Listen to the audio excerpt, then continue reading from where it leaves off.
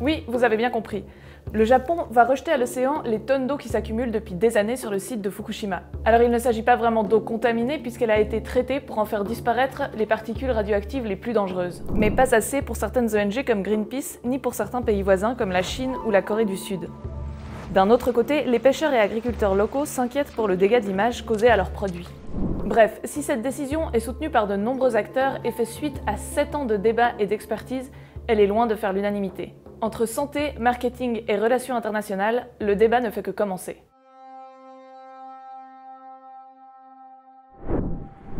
Il y a 10 ans, un tremblement de terre entraînait un tsunami et une crise nucléaire à Fukushima.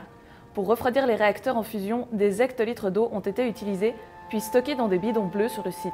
Au fil des années, cette masse n'a cessé d'augmenter, gonflée par les eaux de pluie et des nappes souterraines, elles aussi contaminées. Aujourd'hui, c'est 1,25 million de tonnes d'eau qui stagnent dans plus d'1 millier de citernes. Une quantité qui augmente de 141 tonnes par jour.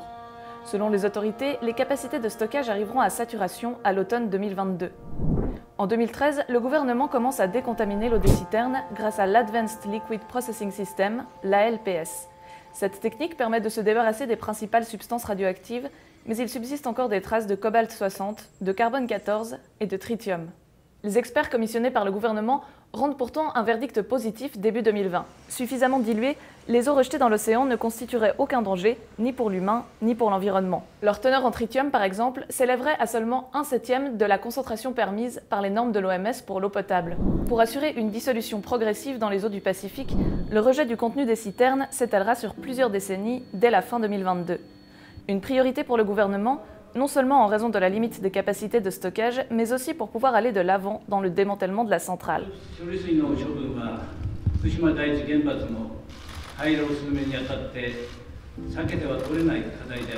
Depuis 7 ans, le gouvernement japonais et l'entreprise TEPCO, responsable du site, planchent sur des solutions pour se débarrasser de cette eau encombrante. Plusieurs techniques ont été envisagées, notamment l'évaporation dans l'air.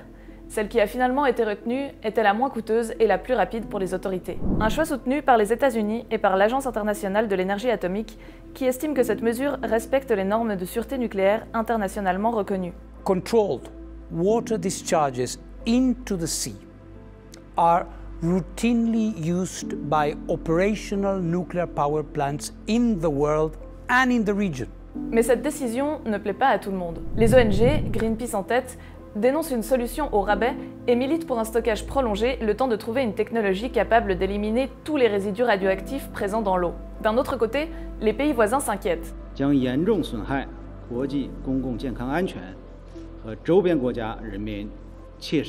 En Corée du Sud, des militants ont manifesté leur mécontentement dès l'annonce de la décision. Au Japon aussi, les réactions sont vives, surtout du côté des pêcheurs et des agriculteurs travaillant dans la région de Fukushima, qui s'inquiètent moins pour leur santé que pour leur image. Depuis la catastrophe, ils ont en effet été frappés d'interdictions, puis de contrôles et de normes bien plus strictes que dans le reste du pays, pour rassurer les consommateurs. Les gens demandent si ces légumes ont été importés du Japon, je leur assure que ce n'est pas le cas. Selon les syndicats, certains partenaires commerciaux auraient déjà annoncé ne plus vouloir vendre les produits de la région si le rejet en mer a lieu. La Chine, la Corée du Sud et Taïwan font d'ailleurs déjà partie des 15 pays et régions qui continuent à restreindre les importations issues de l'agriculture japonaise après Fukushima. En réponse à ces inquiétudes, le gouvernement a promis d'investir de l'argent et de travailler de concert avec l'Agence internationale de l'énergie atomique pour dissiper les rumeurs néfastes au commerce. Quant à TEPCO, elle devra payer des compensations aux agriculteurs en cas de conséquences négatives trop importantes. Finalement, la population japonaise elle-même est plutôt contre. Selon un sondage réalisé par la chaîne publique NHK, 51% des citoyens seraient opposés à la mesure, contre 18% favorables. La Fédération nationale des consommateurs s'y oppose également. Alors que le Japon commémorait le 11 mars les 10 ans de la catastrophe de Fukushima, ses conséquences n'ont pas fini de le hanter.